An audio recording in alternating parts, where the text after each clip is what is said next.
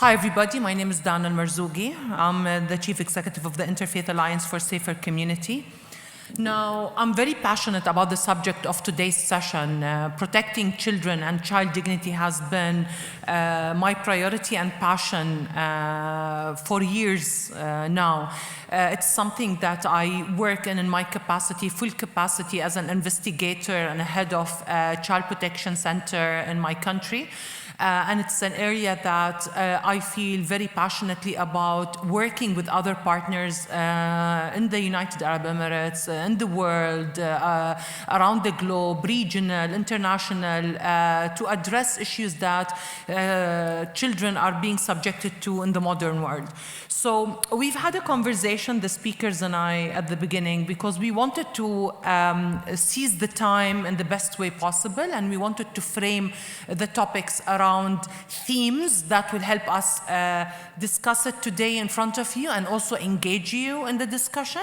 So let me just introduce to you Dr. Mustafa, Secretary General of the Global Network of Religions for Children and Director of Arigato International Nairobi. Opor Srisuwan, Project Coordinator, Women Empowerment and Child Protection from the International Network of Engaged Buddhists, and Rabbi Diane Gerson from the New York Board of Rabbi and the Interfaith Alliance all together. The discussion we had over coffee at the first coffee break was, let us have some general themes to talk about when it comes to children, because the subject of children and child dignity there's wide sets of subjects that we could go down the path of discussing. So we want to build on something that we've done in Abu Dhabi. And we decided that we will have 4 themes. So we have children engagement, children engagement in policy development, children engagement in the solution. We also have the right of the child for a family. We have sexual exploitation of children online, and we also have children on the move. So without further ado, let me introduce, the panelists start with introductions about themselves and what are they passionate about in their line of work, and what do they see the key passion areas that they have in their line of work. 5 minutes each panelist, so we can also have time later on to engage with everybody in the room. Please, Dr. Mustafa. Thank you very much, Dana, Humaid, Marzouki, and thank you for the introduction. Very pleased and happy to be in this panel and share with you about the work that we are doing in the areas of child dignity. I work for Arigato International as Director of Arigato International Nairobi, leading the Global Network of Religions for Children network, GNRC. GNRC is a global but local grassroots led initiative that brings together faith actors, practitioners, faith leaders and their communities to focus on children. And when we're talking about children, we are focusing on a range of challenges that children face on their as they grow. The areas that we are focusing on after the last forum that we had in Panama in 2017, there was a declaration and 10-point commitment to end violence against children. Amongst these included ending child sexual exploitation, which is a major theme, a major issue that we are dealing with. The world is dealing with the statistics that are there. And these statistics have been very consistent, and they keep on growing in terms of what children go through. I recall in Geneva when we were talking about, we had a presentation from Interpol, and the then lead on some of these issues did tell us that Interpol is not able to actually address all these challenges that are transnational in nature that are affecting children, and that it was impossible, virtually impossible, to prosecute child sexual exploitation and abuse out of existence. And therefore, what then was going to be required was to engage communities, faith leaders in particular, to try and help the law enforcement officers to address the issues of child sexual exploitation and abuse, which had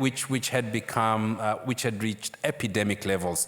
We are not anywhere close to addressing or even just scratching the surface in terms of reducing what children go through, the challenges that children go through when it comes to child sexual exploitation and abuse.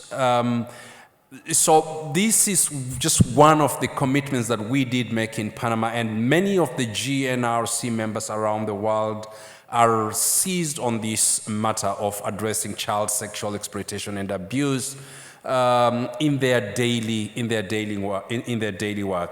Allow me to speak on an issue here, Dana, that is increasing. The numbers are rising by the day, and this is children on the move. Here is what the recent statistics are given by the United Nations High Commissioner for Refugees. The numbers are rising, both internally displaced and refugees that cross transnational borders. 50% or close to 50% of all the internally displaced persons and refugees are children, are below 18. So here are children moving away from conditions that have kicked them out of their homes, the vulnerabilities there, and in their move, they are moving to more vulnerable places. Children themselves are vulnerable, so they encounter lots of traumatic situations. And when children, young people, young minds are traumatized, get through these traumatizing situations, it becomes very difficult for them. And this is why we, the faith communities around the world and actors, both state and intergovernmental actors, have to pay specific attention to children on the move because of their vulnerability and what they actually go through, right from where they are coming from, being kicked out of their homes, their dwelling places, their countries, their communities, separated from their parents sometimes, or rather in most cases, and into situations of unknown. And trauma affects children in ways that is going to affect them throughout their lives. And when that trauma is not addressed, depending on how they are also received, where they are going, it means that we are dealing with a traumatized child that is growing into an adult that is traumatized, and therefore much more complicated challenges in their adult's life. Then allow me to stop here so that my other colleagues can have more time, and I look forward to interacting with the audience. Just to provide some context, when Dr. Mustafa is speaking about sexual exploitation of children online, just last week, NCMEC came out with the number, the National Center for Missing and Exploited Children. And NCMEC alone received around 31 million tips about videos and images of children. So 31 million tips for 2022, just 2022. Some of the cases we're investigating and we're looking at and we're supporting families with the child is as young as 3 months old. So some of those children are 3 months old and are abused by their parents for economic reasons, for reasons of ignorance. So that's just some context around sexual exploitation of children online.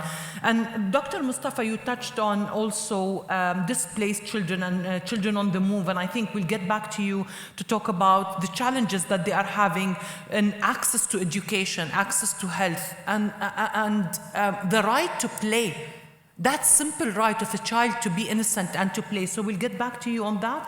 Aurora, my love, you were passionate about child engagement and how can we engage children. So there's so much that you are doing, and we would love to hear from you.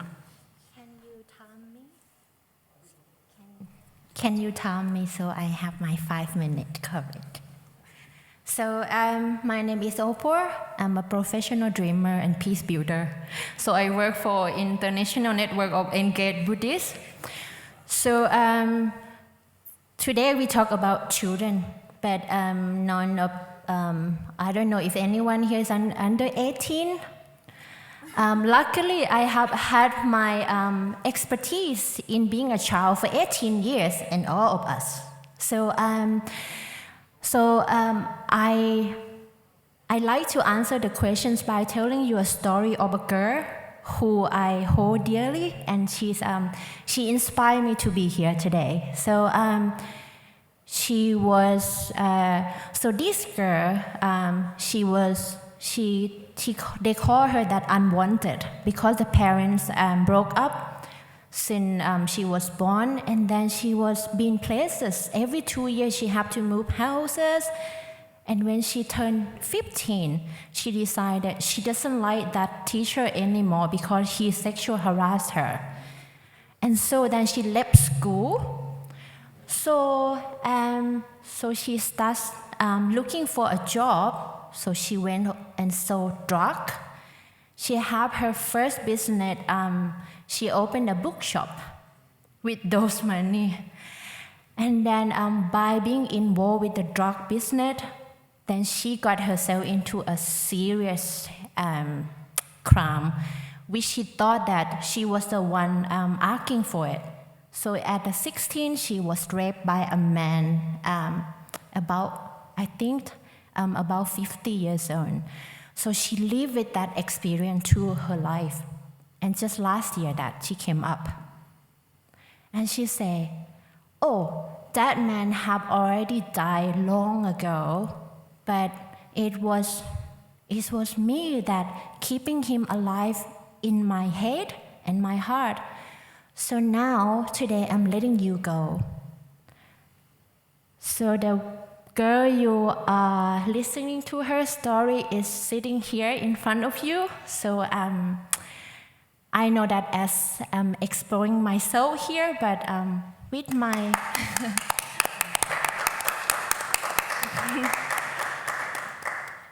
I just want to tell all the girl and all women or men that what we've been through, it doesn't define us. Who we are today, that defines us. So that's the dignity. So I give myself a dignity. So I give my inner child a dignity. I told her, you did your best. And you do what you can. You didn't know that where to find the money. Maybe the only thing that you can hold on, having money. So that's why this leads me to this direction. I have never worked in other area because this is something that dear to me. So, yeah, thank you.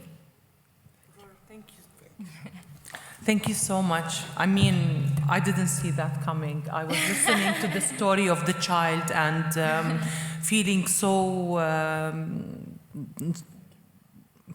touched by the story. But you reminded us how important it is to engage children, but also engage survivors and engage fighters. It is very important to give survivors a voice, and it's very important to give those fighters a voice. And I know, Rabbi Diana, you've worked with survivors and you've worked with children who have come out of a bad situation and are advocates themselves. So in your introductions, if you could touch down on that, I'll appreciate it.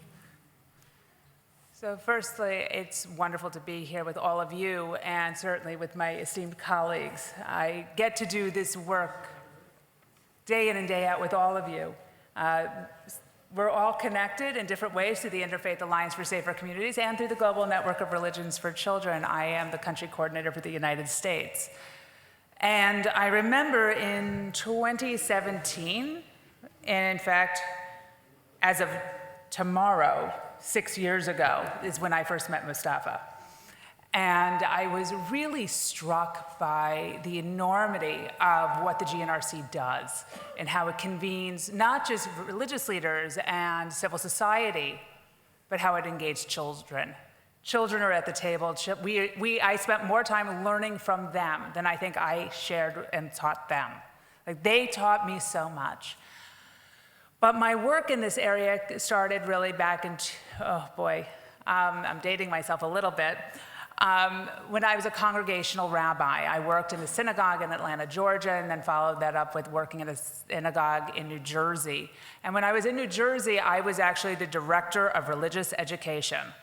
And I had about 500 students between the ages of 5 and 18 in this school. And it's always a remarkable thing when a child discloses and nobody knows what the child is doing. Nobody knows what the child is talking about because the child is saying something that sounds so left of field, left of center, that you don't quite grasp because the child is not using actual language that we can understand, not universal language about their bodies. They don't have knowledge about themselves. So I had a little girl who was sitting in a classroom and telling us how her daddy put a banana in her pocketbook.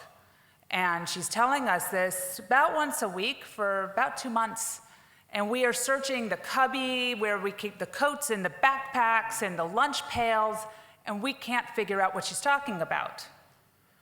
And one day we asked her mother, and we said, she keeps telling us that her father put a banana in her pocketbook, and we don't see it here. Can you help us figure out what she's telling us? And the mother started to cry because they had taught their daughter that a vagina was a pocketbook and the penis is a banana, and she was disclosing child sexual abuse repeatedly for weeks, and we didn't know. It's why this work is so, so important. I think about what it means for a child. They grow up in a household and they should know love and family, and they should know community. And what does that mean for us? How do we support that? How do we invest in that? How do we help children feel safe and secure so that they can grow and flourish and become who they're going to be? And I think that's what GNRC does. That's what the Interfaith Alliance does. I think that's what we strive to do in our local communities and our congregations. How do we do that? We invest in child education. We make sure that families have access to opportunities. We bring people closer together. But how do we then teach them? How do we inform them? How do we give them the tools so that something like what is going on with this little girl in our school doesn't happen to another little girl or another little boy in our school, down the street, in another neighborhood, in another country around the world? In 2007, my organization, the New York Board of Rabbis, partnered with Darkness to Light, which is a nonprofit educational organization based in South Carolina, and we started doing Stewards of Children training. And to date, we have trained, oh my gosh, close to 10,000 adults in the New York area with the help of the New York City Council funding. And we have trained numerous young people. And the reason we started working with Darkness to Light was because their Stewards of Children training was third-party evaluated, and we know it works in real time. People walked out the door and they felt empowered, that they could make a difference in their community. It didn't hurt that they also got, continuing education credits or continuing legal education credits. So they had a little bit of incentive to come. And if they took the class and they got the certification, that the synagogue, the church, the mosque could use that to help reduce their liability insurance, their costs, but yet their coverage would go up. Creating communities of safety, building a safer community by its very nature. And what was great about it is that it was something that could be used in real time. And I would get the phone calls at the synagogue, and they go, "Rabbi, I found abuse. I gave them your phone number." And I always was like, we gave you all the phone numbers to call, but I'm happy to talk to anybody who calls me. And that's the incredible thing about this work, because we have an opportunity to impact somebody when we don't even realize it. Because if I teach you, and you then inform your friend, and then you tell the friend tells their sister, and that person then tells somebody else, and then somebody goes, aha, there's something going on with this child, and I know I can do something. I can be an upstander. I can intervene in some positive way in that child's life and maybe change things. I think the biggest challenge of this is that our children don't just live in our physical homes. They don't live in your house and my house. They don't live in our synagogues and our churches and our mosques and our temples. These children are also living in a virtual world. And I'm not necessarily talking about the metaverse, although from what I understand, they spend way too much time on Minecraft. But the reality is that these children do not know how to navigate those online virtual spaces. When we say that the NCMEC received 31 million reports, that's tips, that's cyber tip lines, we call them tips. But in reality, that is 31 million reports on CSAM, child sexual abuse material online. And a disproportionate amount of those images are actually self-produced by children, unknowingly participating in a grooming by a predator. And there was an article that came out just this week, I think it was published in The Guardian, talking about, in fact, how our social media platforms are basically hunting grounds for predators. And who are they looking for? Who are they looking to groom? Who are they looking to harm? It's my children, it's your children, it's our children. Because there is no difference between mine and yours. They're collectively our children. And so we have to better equip and better understand where the problems are online. I know for myself, if I have a problem with my Instagram, I can call my nephew, who is 15, and he will be able to solve it far better than I could, which means that these young people understand these platforms in a way that we still don't know, because for them it's a lot easier. I mean, how many of you have an iPhone or a smartphone, Android? Anybody here with a flip phone? One flip phone? One flip phone. But we also know that I know in the United States today, the #1 gift for a 5-year-old for Christmas is a cell phone. And that's the danger, because these kids are not walking around with going on play dates with their friends like perhaps I did as a kid, but they're walking around with a computer. It's a computer. And when we give a child access to a computer, we give a child access to the world. It opens up. They can see things they've never seen before. They can go places that they've never been to. And yet we also give the world access to our children. And with that comes grave responsibility. And how do we meet that moment? And I think that's what child dignity is all about. It's living that moment. How do we safeguard our children? Child dignity doesn't only exist in the real world, it's also, there is digital child dignity, and this is something that was the subject of multiple conferences that we participated in and that we worked in, and that Pope Francis graciously sponsored one of those conferences in the Vatican. And we will get back to you, Diana, on CSAM and the role of faith leaders trying to support the community in the work that a lot of communities, governments are trying to do with technology companies, and how can faith leaders help in that. But I want to go to Dr. Mustafa and ask you if you could lead us from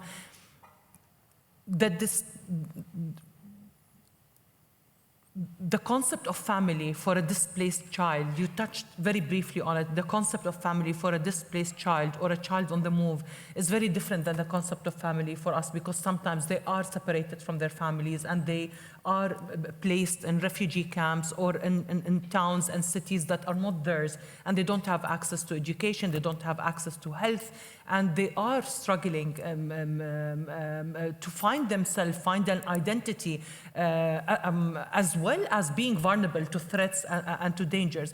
With the work that you've done with GNRC and the work that you've done on the ground, that I know you've done on the ground, can you tell us and show us how do faith leaders play a vital role in perhaps providing some normality to those children and in supporting children in a different way as well, working with aid agencies to make sure that aid is also reached to children and it's received by children?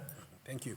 Thank you very much, Dana. Family is and remains the basic unit where interactions, healthy interactions take place. For children, they always grow up well in familial, in a family. When a child is displaced, whether it's internally or becomes a refugee, that is broken.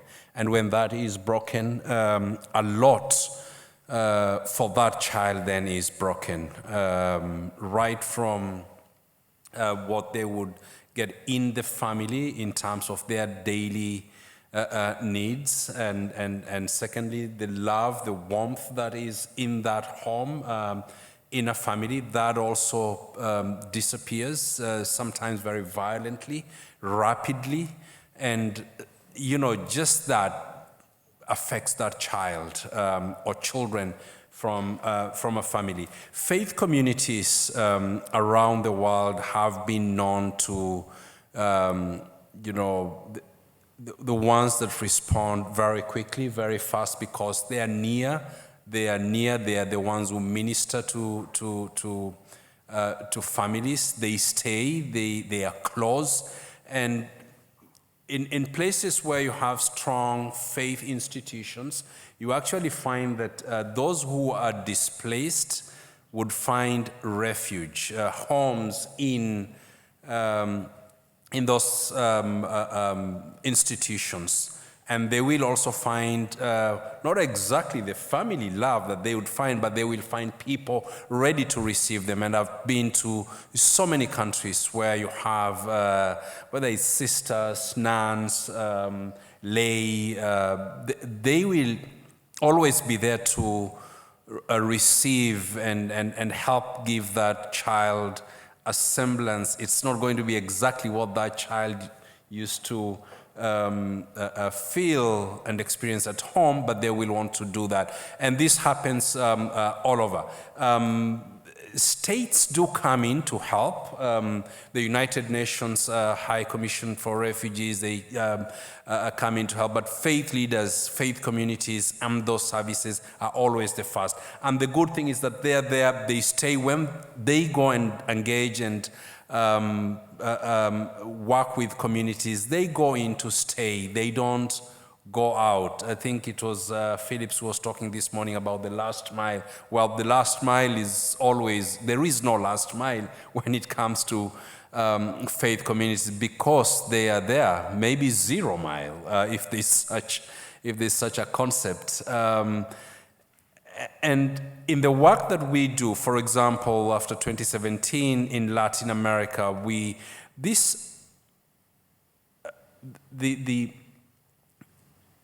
the groups that are moving north from Latin America to the United States of America, large groups, families, and a lot of those people are actually under 18 that are moving north. And along the way, they face significant challenges. And after the forum we had in Panama, the faith leaders in Latin America said, look here, what are we doing about the children, the young people that are exposed to all these dangers as they move up north? And so they came with the idea of forming what is called the Alliance for Protection of Children. I can't say this exactly in Spanish. Maybe Maria Lucia can. But there is that Alliance for the Protection of Children that was established. And since then, it has been working with faith leaders and faith-inspired, faith-based organizations in Latin America, including the Church World Service, World Vision, Arigato International, Selam, and a few other organizations in Latin America, and are really helping to create awareness, and have developed a tool that is being used to create more awareness, and also what to do to address the challenges that those children and young people are facing as they try and move up north. And these young people are moving up north, not because they don't like their countries or their communities. They are actually forced to move out of their communities because of conditions that have been created by situations that are there. This is just one example, Dana, the Alliance for the Protection of Children. In many other places around the world, we have faith leaders and communities that are engaging, addressing, in trying to build a better world for children, so that situations or conditions that makes children and young people move out of their homes do not occur in the first place. So in conflict prevention. And we need to invest a lot more in conflict prevention. Today, in many countries around the world, particularly in Africa, in Asia, in the Middle East, there are many conflicts and new conflicts that are coming up. In the Sudan, for example, really the latest challenge that we are seeing there, we thought that the situation was now going to get better, but all of a sudden everything just goes boom. And the number of people that are being displaced are rising by the hour. Even though there are ceasefires that have been negotiated, and there is quite a bit of, there are a number of processes that gear towards stopping the war there. But the refugees, once it has started, even though there is ceasefire, there is no trust that the ceasefire is going to hold, or the violent conflict is not going to recur again. And so once people have started leaving their homes, they leave, and some clearly say, I don't want to go back to Khartoum. So I was watching on BBC a child saying, I don't want to go back to Khartoum. You know, you can imagine what is going on in that child after leaving and seeing their homes and the very challenging situation in the city, which I'm sure they love. So prevention is one of the key areas that faith communities, faith leaders should be working on.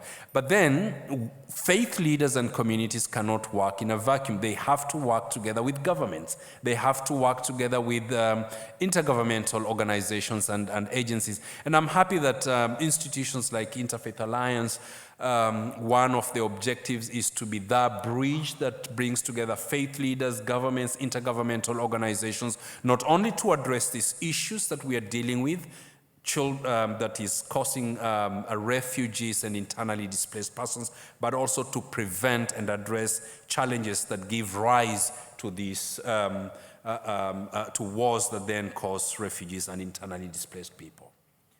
Thank you, Thank you, Dr. Mustafa. Opor, you're a professional dreamer, you said. What would you say is the ideal situation, or a situation that is better, where we engage faith leaders in a way that could help provide children with voices? Voices that governments hear, voices that agencies hear. How can we better mobilize faith leaders to give children voices? I dream that the faith leader are here and said it. How? I'm not the faith leader. I work with the faith leader. I work with the children. So us at the connector, me at a connector. First, when I entered this work, my background is always in child protection. I didn't have any idea on the faith leader, how they work. My intention working at INEP here, it was that I've been working in child participations and child consultations in more than 10 years, but I have never seen a child from the religious faith or background stand up or sit in the panel and talk about what they want. So here I don't have a concrete answer. How do we do it? How do we act? How do we accommodate those? If we can extend that understanding also to the faith leader, ask them what best can we do? How best can we serve you to work with the child? That would be my answer. I think you just inspired me to I'm just thinking loudly here, since the three of you are from GNRC. And we've been working together in different capacities and different projects. Maybe the next workshop that we are planning to have in Philippines, we could have a specific panel on children, since also CSAM is the biggest country which hosts CSAM victims and survivors is the Philippines. And maybe, as you said, maybe we could have this session, have children in a safe environment, make sure that the situation is safe for them to share, that they are not vulnerable to and exposed to media, and that they are in one room with us, and maybe we could hear from them. Maybe we could do this. Humaid, Faraz, I think we should consider doing this in the next workshop. Really, let's do it. This is a very good learning point from you, and we take it to the next session, inshallah, in Philippines. Rabbi Diana, you have experience and knowledge around CSAM. And we shared the story, I remember, when we started the Interfaith Alliance in 2012, how some faith leaders didn't see CSAM, child sexual exploitation online, as a sin because there is no physical contact happening.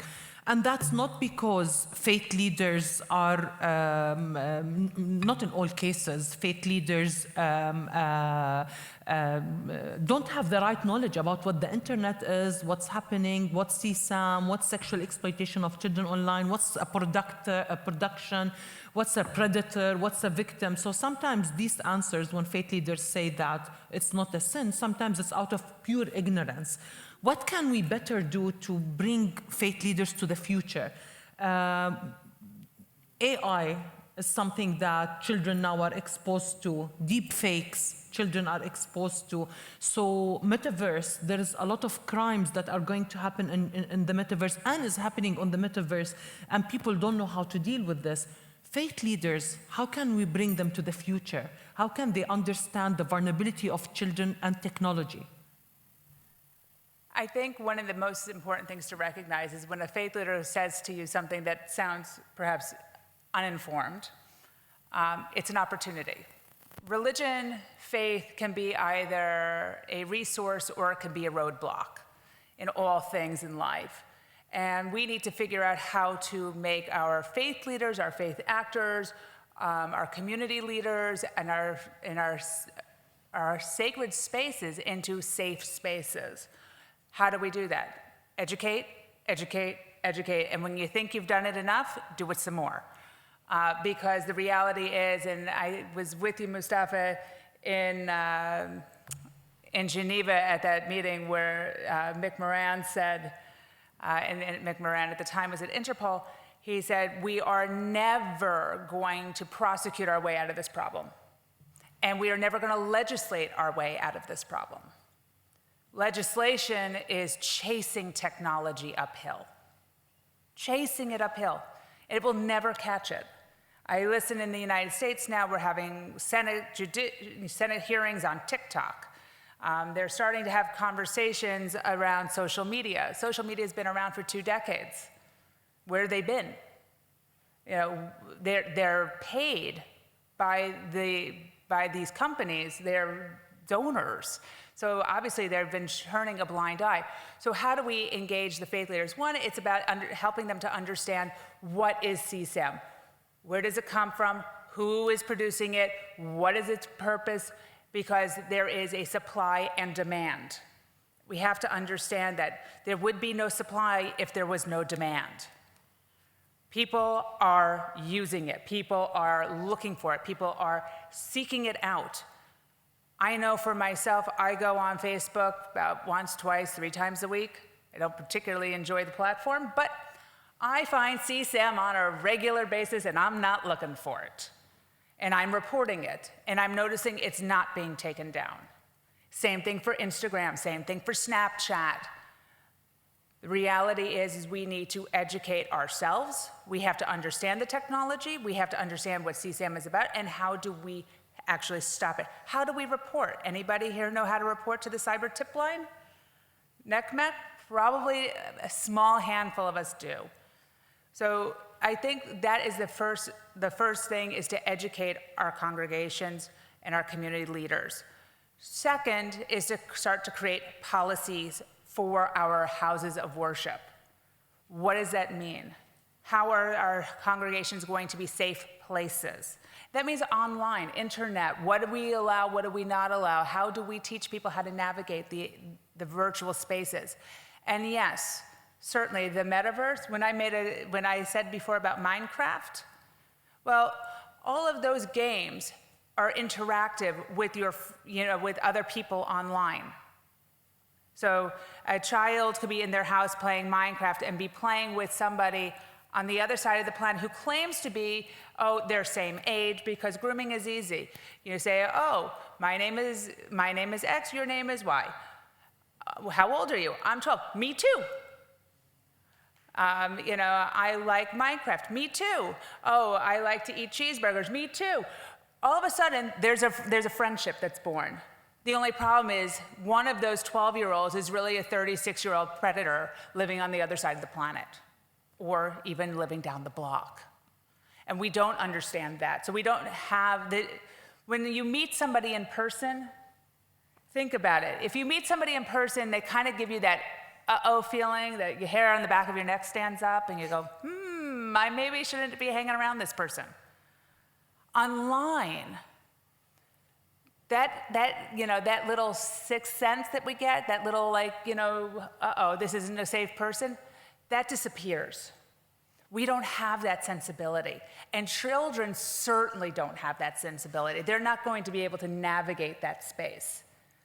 So if a child is easily solicited through a game, and there's so many of these, then it turns into, from the game, it goes to the next level.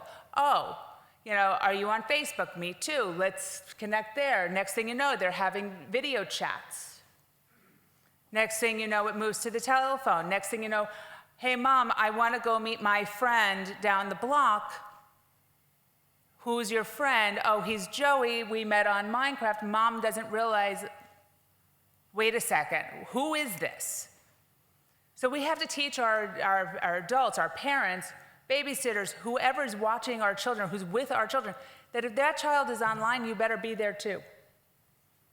You better be in those online spaces. And if we're the adults supervising, we have to make sure that we are understanding who's there. But it starts with education. And that means constantly developing and exploring new ideas and new realities, because nothing is fixed and finite in this space. Before we go to closing remarks, because we agreed that we wanted to engage everybody in the discussion, so we have half an hour to go. We wanted to engage everybody at 5. There's a worship service at the temple, 5:15. There is a worship service at the temple that we are invited to. But before we go to closing remarks, and the final question that I have for our esteemed panelists, when we started working with IF20 and discussing things with Professor Cole and Catherine, really, we told them that we want to have child dignity and the issue of child safety and child protection at front and center of the discussions. And that's what happened when we were in Abu Dhabi.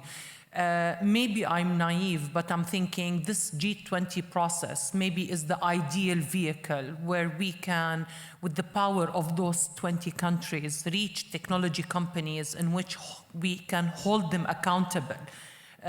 We can hold them accountable to what's happening on their platforms, encouraging them to invest more in technology that protects children, look less at financial gain and more at social responsibility. So I was hoping that this process will lead to that, and I'm still optimistic about this.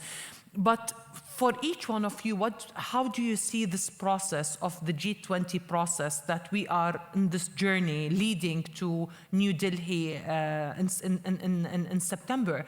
How do you see this process helpful to bring awareness and to bring action really to the issue of child dignity and child protection? Yeah,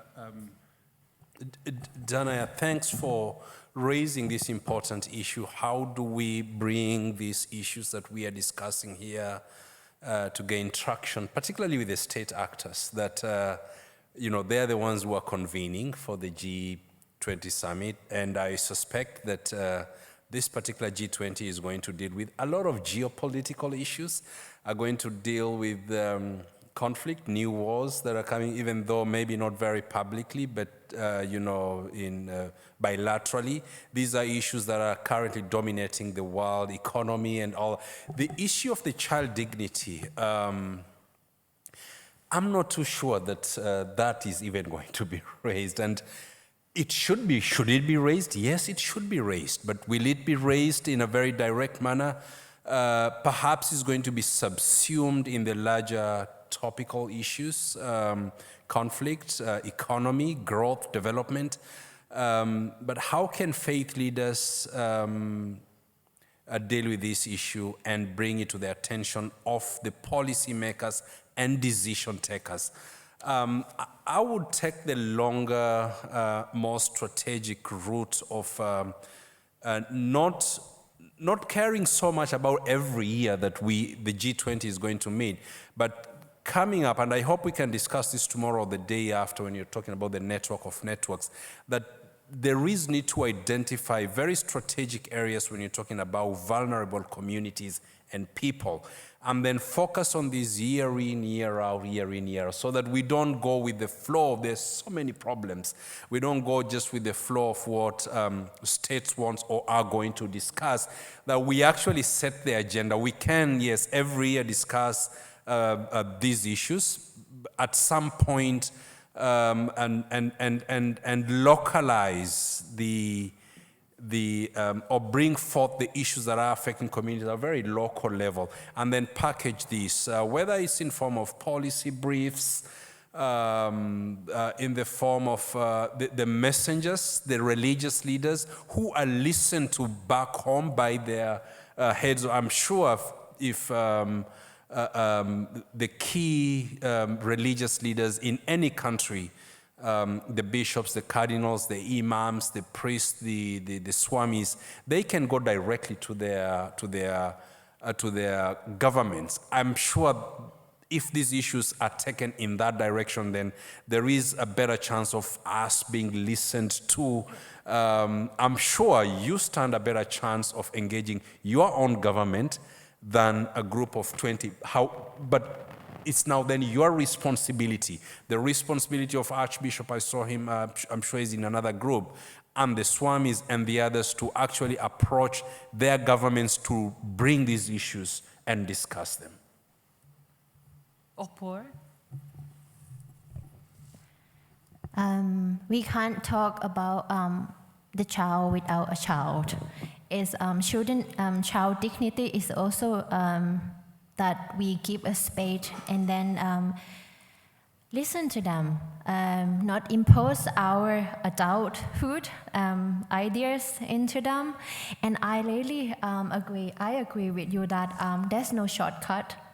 Before I got here, there's so many years that I learned, and there's so many years to learn, right?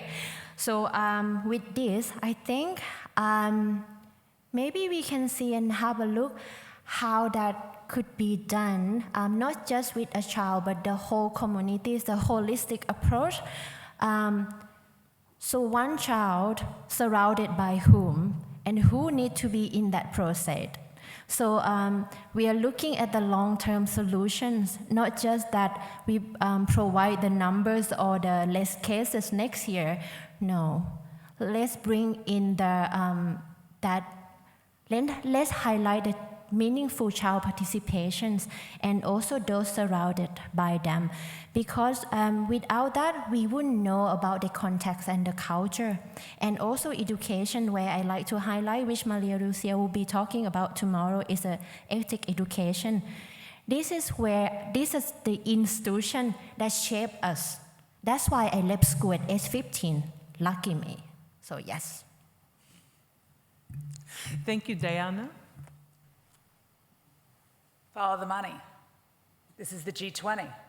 Follow the money. How much does it cost every time we prosecute a child sexual abuse case? I know in New York City, roughly $16,000 to prosecute one case. Short-term costs for that victim, roughly $300,000. That's cost to community. Long-term loss of GDP per victim, $1.5 million. If 1 in 10 children are victims, we know that is the number, that is the statistical number, and it breaks my heart. 1 in 10 children are victims of child sexual abuse. We see the numbers rising online. Think about the loss, the economic impact, and I hate to reduce this to economics, but that's what our governments seem to understand and respond to the most. And the G20 is fundamentally an economic forum. They are allowing people to perpetrate and take the joy and happiness of childhood away from our kids. And it's costing them. It's costing them. And if you want to go and meet with your legislatures, you want to meet with your governments, you want to advocate, give them the numbers. It's hard for them to say, well, it's not really important money to us. Trust me, these days with all the deficits and the debts and everything else that our governments have, every dollar counts. Every dollar, every rupee, every pound, every euro, it doesn't matter how you look at the money, the currency. That's the short term. And unfortunately, I think it might be some of the long-term strategy too. People seem to care most about the things that impact their livelihood, that impact their society. But the losses that we're talking about, because so many people are hurting, for something that is preventable, right? An ounce of prevention is worth a pound of cure. I think Ben Franklin said it. So I know when I do a Stewards of Children training, it costs me $10 per student. $10. It costs me $10 to train you. And I know that when you go out into the community, based on the statistics and the evaluation, I know that at least 10 children in that community are going to be safer because I trained you. 10 adults are going to be safer. 10 adults will make 100 children safer. And I know that it goes exponentially from there. 1 adult, 10 children safer, and that doesn't mean you have to have a child at home to make a difference in the life of a child. It starts with 1 child, which means it starts with you. It's so true what you say. I remember I went to the World Economic Forum in 2019, and we wanted to have some sessions there on child dignity. And when I went to the meeting with the social development team, they asked me, they told me, well, you know, child dignity online is a very important subject, and from statistics that you are talking about, it seems like it's a problem. CSAM is a problem. But can you translate this to us in a monetary value so we understand the economic impact of this? And I was surprised. I'm not a woman of numbers and money and budgets. But I told them there is actually no research on the subject to tell you how much does it, how big is this illegal economy. Some people say $20 billion a year, but it's not a confirmed number, and it's not based on studies. So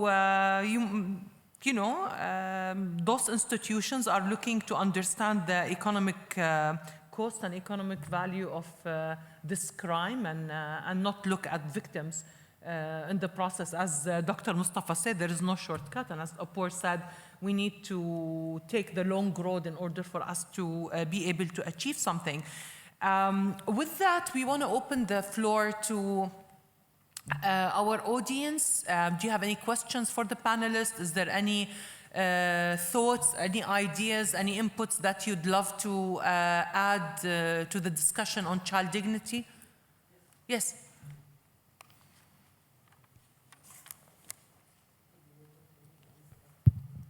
Yes, so I really loved a lot of the points you all were talking about. One thing that you hinted on was that some of the content online is put out there willingly by children who just don't know that it is bad.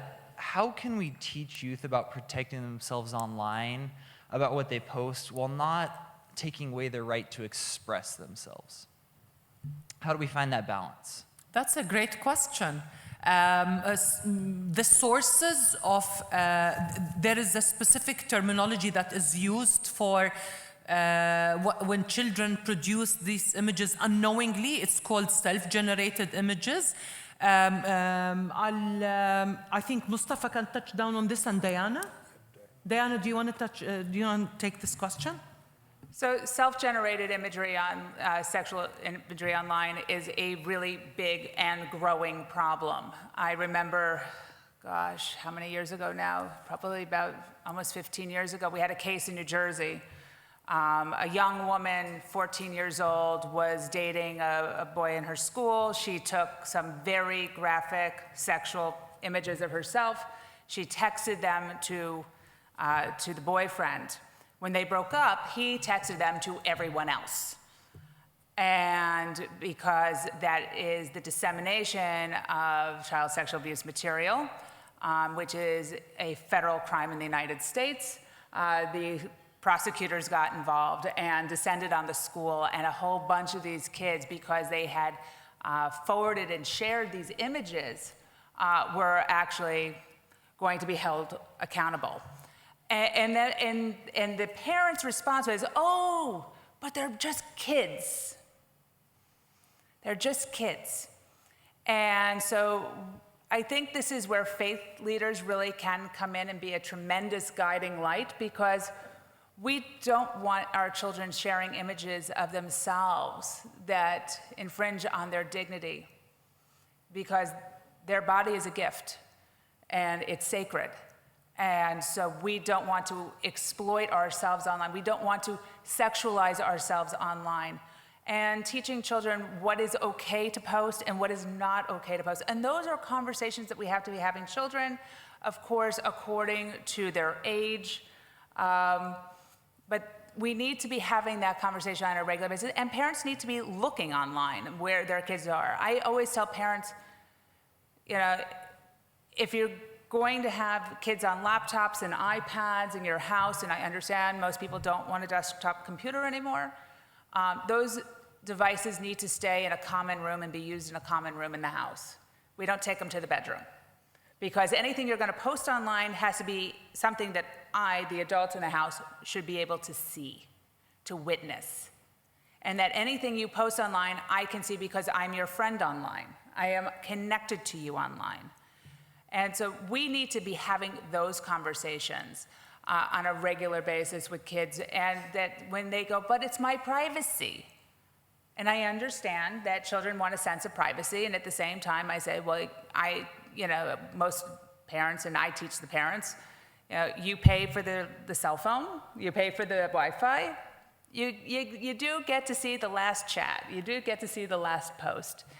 And creating that kind of an open dialogue with our children, that open back and forth and discourse is so important. We were talking about this earlier today, about the reality that we need to make sure that when our children start asking questions, that we don't shut them down. We have to have open and honest conversations with them. And when we don't know, we have to say, I don't know, but let's go find out together. That this is an education moment. And if we shut children down and we say, oh, we don't want to talk about that, or that's not a nice thing to talk about, or we're not going to discuss that, what we do is we leave our children more vulnerable, because they're going to get an answer to the question, but they're not going to get it from you. And when I came home at 5 years old and I announced to my mother that I knew where babies came from, and my mom said, really, where did babies come from? I go, they're left behind trees, because I had heard that from a friend's older sibling. And I came home and I told my mother this, and my mother laughed, and she pulled out a very special book that was age appropriate. And she explained where babies came from, and I went to school the next day and I announced to the whole school, I know where babies really come from. And my mom got a lot of really angry phone calls. But the reality is, I never had a question about going to my mom to talk about my body, because my mom was honest and forthright and didn't shut me down. And I think that's really, that's so important. And that will alleviate a lot of these challenges and these difficulties. But when you see, it's not just your child in your own house, it's a kid you care about, you can text them and be like, dude, what's up with the photos? Like, come on, take those down, because, we know that we can delete things online, but they're never really deleted. But we should teach kids by our own example and to have that open conversation. And I think we started this morning really a discussion over coffee on sex education and the role of parents in sex education, and how should it be done, and what's the role of the parent, what's the role of the school. And I think it's worth the discussion. I think we need to take this discussion further and hopefully bring it also to the table, because it's a very important discussion. Is there any other question from the audience? Diana, may I add sorry. on what the question just that? To respond to that question is it's also asking the question back, what are the reasons that the child posts the images or send the images to others? Either the lack of attentions, seeking for attentions, lack of confidence. Not every child had all the parents, have a good parents like this. So then when we look back at the root cause, where it's coming from, so we not just limit their actions, we use that, convert it into strengthen their mind. If they have a very high self-esteem, they wouldn't find it somewhere else because they're having it in them. So that's my point. That's beautiful. It's really beautiful. Does anybody have any question before we wrap up the session? Yes. I have a loud voice. Thank you so much for this excellent session. So since we are meeting at the sidelines of the G20, I'm wondering what concrete recommendations we could offer at this point to the governments that are meeting in order for them to be able to equip their communities with the support that the communities need. Because clearly we are living in a time we can say, oh, in my time this never happened. Well, there was a time when there was the luxury of having grandparents and parents at home guiding children. But our reality today is that you often have both mothers and fathers going out to work. Grandparents are living their lives as they should, maybe. And children don't have that same extended support network. So is it the responsibility of the government? Is it the responsibility of faith institutions? Who is to provide that support network, which is so necessary? And as we are moving more and more into urban settings, away from extended families, into smaller apartments, and then, of course, all the dangers that we've discussed with social media and everything. So does the government play a role, or what could the government be doing to provide some support? Excellent question, and I think each one of the panelists have a very different perspective than the other from their experiences and their background, so we will hear different perspectives. But I just want to take a chance and acknowledge what you said, because I was a single mother at the age of 22, and living with my parents was the biggest support system me and my children had. I had 2 boys, and it was the biggest support system that me and my children had. And when I was busy hustling and bustling and trying to make a living, trying to put them in good schools, my parents helped me raise them and helped me create a safe system around them and around me as a woman, to empower me as well in my journey. So I really subscribe to what you said, and I think we are moving away more and more from the traditional family, and that really raises the question, does government have a role to play in order for us to protect those children and in order for us to move forward to one future. So I think each of the panelists have a very different perspective, I'm sure. Dr. Mustafa. Thank you, Diana. And this, from your earlier question and the discussions we had, family is always critical. And, you know, there's so many challenges to family today that is leading up to either weakening of families or outright breakup of families. The question that you've asked, one recommendation that I can think of my feet is investing in children. Because these G20 summits are essentially focusing on economies, numbers. Diana did mention in terms of what statistics are there.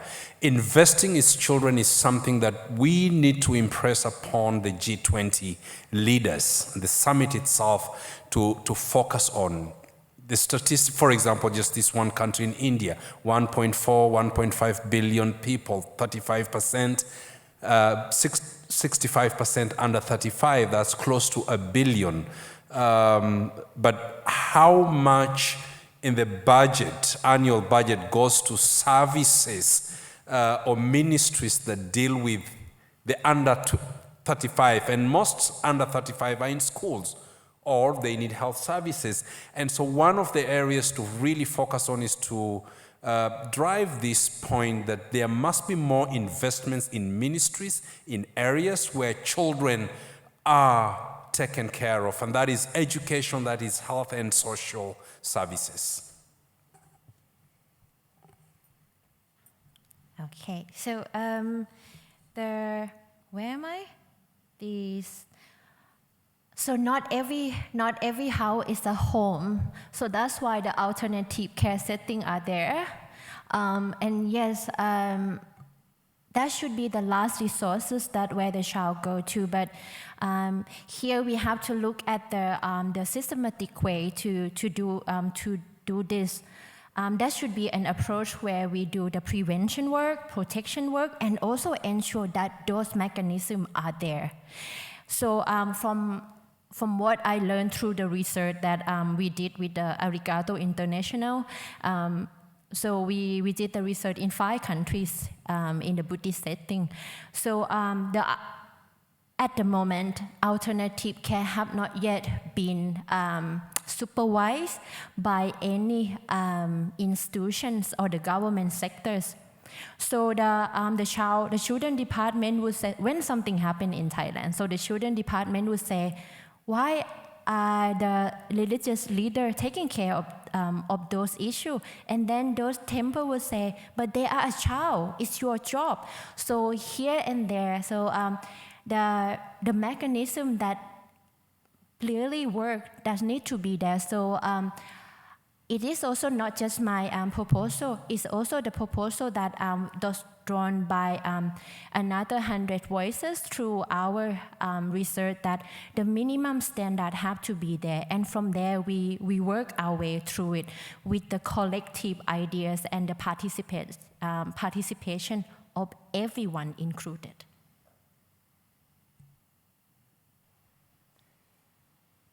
I reflected back actually to 2017, and we were in Panama, and this question was actually brought forward by Dr. Ala Morbid, and said, what should we do?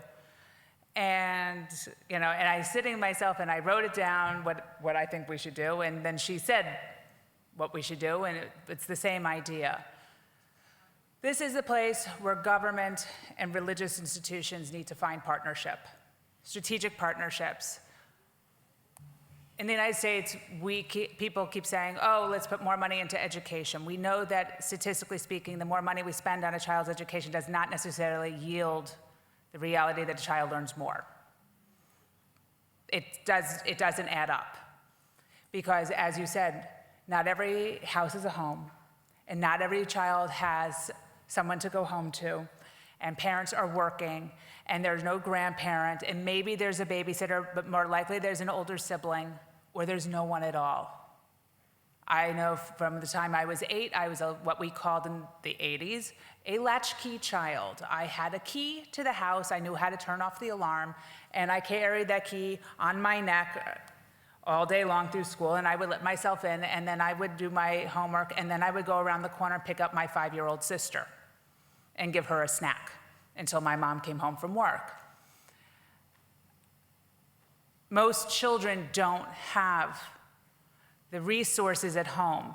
We know when the pandemic hit, children were sent home and some of them were given tablets, and as we heard from Vinu this morning, how much internet do you have at home? How much access do you have? Well, I can tell you even in New York City, where every child who didn't have a tablet got a tablet, but they didn't necessarily have electricity on at home, and they didn't have access to the internet, and they were sitting out on the street corner hoping to pick up the free city Wi-Fi.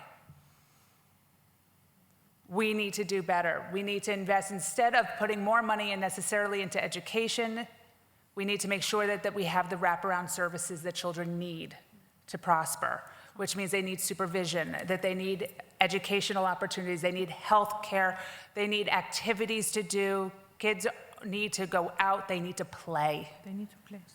So if your church, your synagogue, your mosque, your temple is sitting empty at the end of the school day, open your doors. Open your doors wide and let the children in, provide volunteers, or we get the funding through a government faith partnership. So we get funding in there so we get appropriately trained adults to supervise children, help with the homework, help with the reading, helping them with the arithmetic, helping them to play basketball and cricket and anything else the kids want to do. That, I think, is where we make the change. That's where we do a complete turnaround.